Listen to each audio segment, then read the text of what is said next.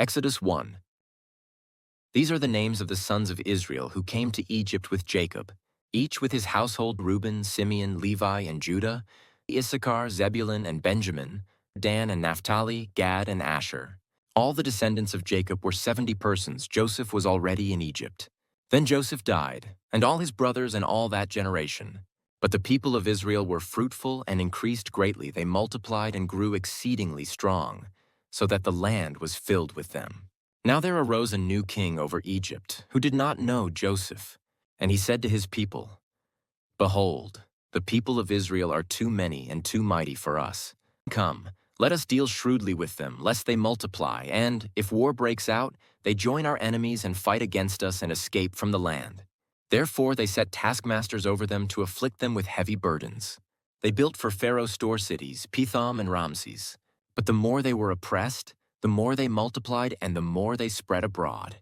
And the Egyptians were in dread of the people of Israel. And so they ruthlessly made the people of Israel work as slaves, and made their lives bitter with hard service, in mortar and brick, and in all kinds of work in the field. In all their work they ruthlessly made them work as slaves. Then the king of Egypt said to the Hebrew midwives, one of whom was named Shiphrah, and the other Puah, "When you serve as midwife to the Hebrew women and see them on the birth stool, if it is a son, you shall kill him, but if it is a daughter, she shall live." But the midwives feared God and did not do as the king of Egypt commanded them, but let the male children live. So the king of Egypt called the midwives and said to them, "Why have you done this, and let the male children live?" The midwives said to Pharaoh, "Because the Hebrew women are not like the Egyptian women, for they are vigorous and give birth before the midwife comes to them." So God dealt well with the midwives, and the people multiplied and grew very strong. And because the midwives feared God, he gave them families. Then Pharaoh commanded all his people, "Every son that is born to the Hebrews you shall cast into the Nile, but you shall let every daughter live." Exodus 2. Now a man from the house of Levi went and took as his wife a Levite woman. The woman conceived and bore a son, and when she saw that he was a fine child, she hid him 3 months. When she could hide him no longer, she took for him a basket made of bulrushes and daubed it with bitumen and pitch. She put the child in it and placed it among the reeds by the river bank, and his sister stood at a distance to know what would be done to him. Now the daughter of Pharaoh came down to bathe at the river, while her young women walked beside the river. She saw the basket among the reeds and sent her servant woman, and she took it. When she opened it, she saw the child, and behold, the baby was crying. She took pity on him and said, "This is one of the Hebrews' children."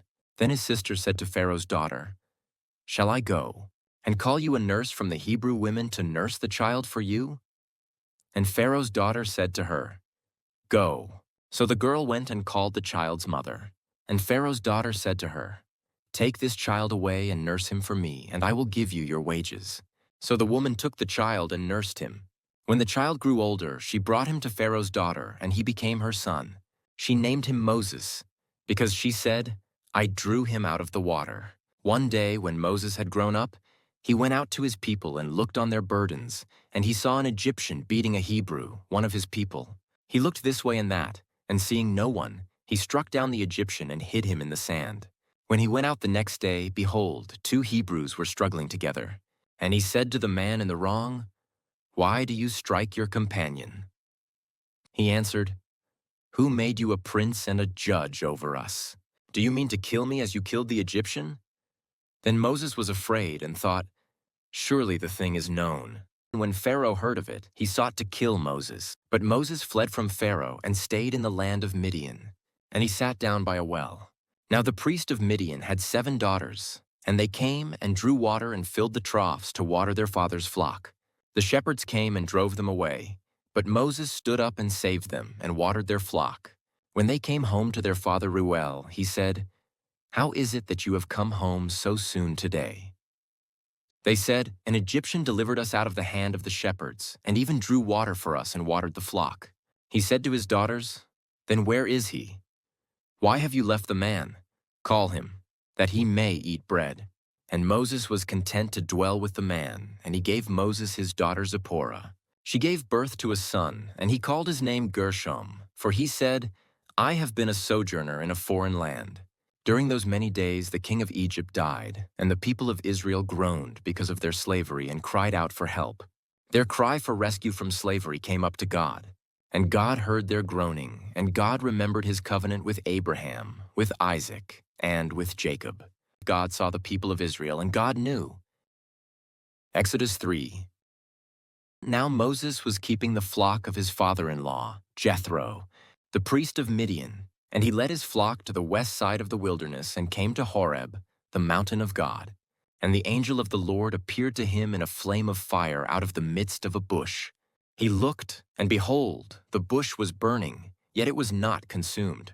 And Moses said, I will turn aside to see this great sight, why the bush is not burned. When the Lord saw that he turned aside to see, God called to him out of the bush, Moses, Moses. And he said, Here I am. Then he said, Do not come near, take your sandals off your feet, for the place on which you are standing is holy ground. And he said, I am the God of your father, the God of Abraham, the God of Isaac, and the God of Jacob. And Moses hid his face, for he was afraid to look at God. Then the Lord said, I have surely seen the affliction of my people who are in Egypt, and have heard their cry because of their taskmasters. I know their sufferings, and I have come down to deliver them out of the hand of the Egyptians and to bring them up out of that land, to a good and broad land, a land flowing with milk and honey, to the place of the Canaanites, the Hittites, the Amorites, the Perizzites, the Hivites, and the Jebusites. And now, behold, the cry of the people of Israel has come to me. And I have also seen the oppression with which the Egyptians oppress them. Come, I will send you to Pharaoh that you may bring my people, the children of Israel, out of Egypt. But Moses said to God, Who am I that I should go to Pharaoh and bring the children of Israel out of Egypt? He said, But I will be with you, and this shall be the sign for you, that I have sent you when you have brought the people out of Egypt. You shall serve God on this mountain. Then Moses said to God, If I come to the people of Israel and say to them, The God of your fathers has sent me to you, and they ask me, What is his name? What shall I say to them? God said to Moses, I am who I am. And he said, Say this to the people of Israel, I am has sent me to you. God also said to Moses, Say this to the people of Israel, The Lord, the God of your fathers, the God of Abraham, the God of Isaac, and the God of Jacob has sent me to you. This is my name forever, and thus I am to be remembered throughout all generations.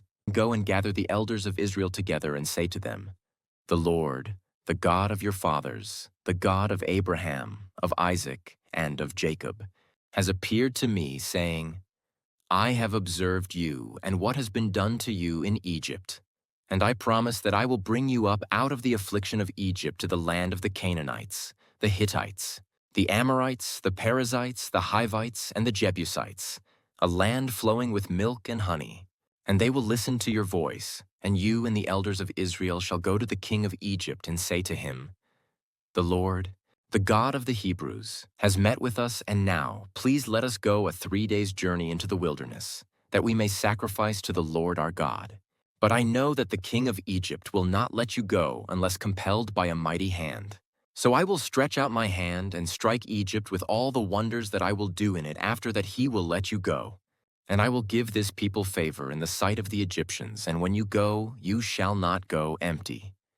But each woman shall ask of her neighbor, and any woman who lives in her house, for silver and gold jewelry and for clothing. You shall put them on your sons and on your daughters. So you shall plunder the Egyptians. Exodus 4. Then Moses answered, But behold, they will not believe me or listen to my voice, for they will say, The Lord did not appear to you. And the Lord said to him, What is that in your hand? He said, A staff. And he said, Throw it on the ground. So he threw it on the ground, and it became a serpent, and Moses ran from it. But the Lord said to Moses, Put out your hand and catch it by the tail. So he put out his hand and caught it, and it became a staff in his hand, that they may believe that the Lord, the God of their fathers, the God of Abraham, the God of Isaac, and the God of Jacob, has appeared to you. Again the Lord said to him, Put your hand inside your cloak. And he put his hand inside his cloak, and when he took it out, behold, his hand was leprous like snow. Then God said, "Put your hand back inside your cloak." So he put his hand back inside his cloak, and when he took it out, behold, it was restored like the rest of his flesh. If they will not believe you, God said, or listen to the first sign, they may believe the latter sign. If they will not believe even these two signs or listen to your voice, you shall take some water from the Nile and pour it on the dry ground, and the water that you shall take from the Nile will become blood on the dry ground.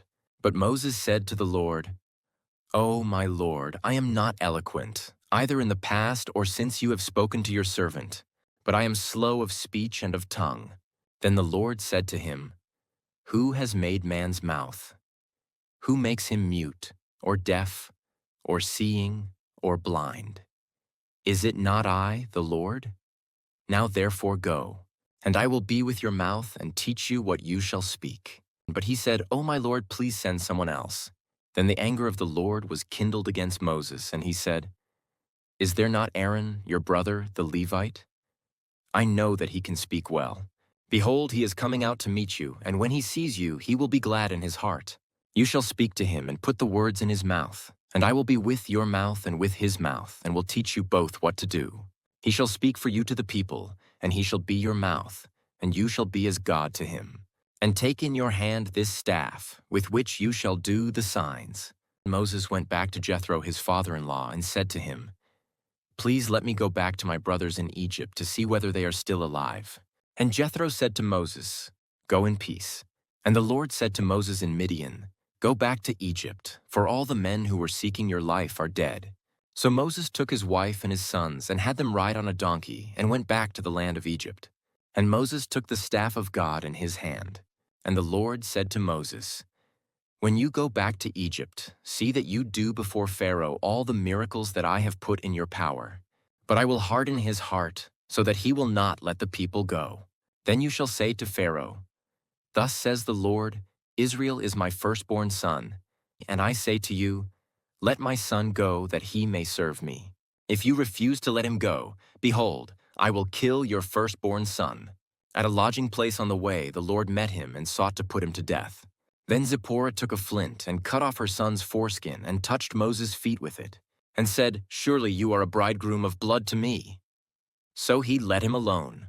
It was then that she said, "A bridegroom of blood because of the circumcision." The Lord said to Aaron, "Go into the wilderness to meet Moses." So he went and met him at the mountain of God and kissed him. And Moses told Aaron all the words of the Lord with which he had sent him to speak, and all the signs that he had commanded him to do. Then Moses and Aaron went and gathered together all the elders of the people of Israel. Aaron spoke all the words that the Lord had spoken to Moses and did the signs in the sight of the people. And the people believed. And when they heard that the Lord had visited the people of Israel, and that he had seen their affliction, they bowed their heads and worshipped.